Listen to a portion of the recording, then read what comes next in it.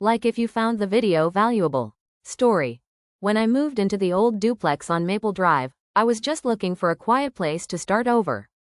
Divorce papers signed, job relocated, heart hollowed out, I needed stillness. The landlord was vague about the history of the place, only saying, keep the vents clean. I thought it was weird advice, but I brushed it off. The first few nights were uneventful. The place smelled like dust and old furniture, and the central heating system made odd clicks now and then.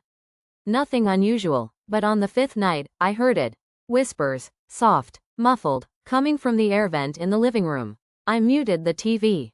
The whispers stopped. I waited. Nothing. I figured it was just the pipes expanding or maybe air pressure playing tricks. But the next night, they returned, clearer. It wasn't just noise. It was speech. Two voices. One low, raspy, the other high and trembling. He's listening now, don't let him close the vent. I froze. I leaned close to the grate. Hello? I whispered. Silence. Then something breathed back. I jumped and backed away. I didn't sleep that night. The next morning, I asked my neighbor, Mrs. Langley, an elderly woman who'd lived next door for over 20 years, if she'd ever heard anything strange. She frowned. You hear them already? Who? She hesitated. The last tenant left after a month. Before that, well, no one stays long. They say the vents remember. They carry more than just air. I laughed nervously. Like ghosts? Mrs. Langley didn't laugh back. That night, I sealed the living room vent with duct tape and moved to the bedroom. But the voices followed. He can't stop it, not now. I tried sleeping with white noise.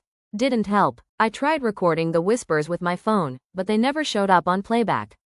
On the seventh night, I pried open the main duct cover with a screwdriver. Dust billowed out. Something glinted inside. A small, old-fashioned cassette tape labeled, Play Me. It was covered in grime. Curious and foolish, I found an old tape recorder at a second-hand shop the next day and played the tape.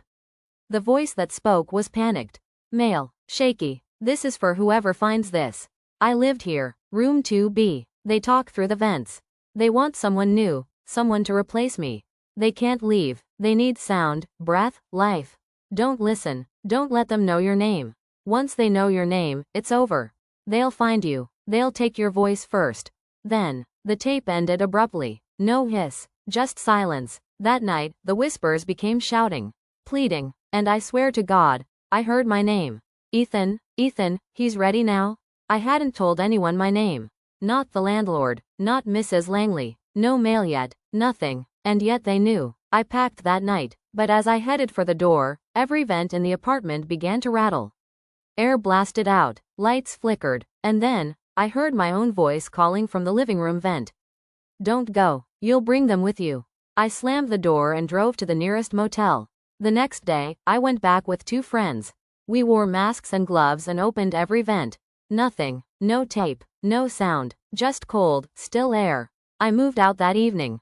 Months later, I heard the duplex burned down in an electrical fire. No one was hurt, but the fire chief said something strange, that the flames spread through the vents unnaturally fast. They never found the source.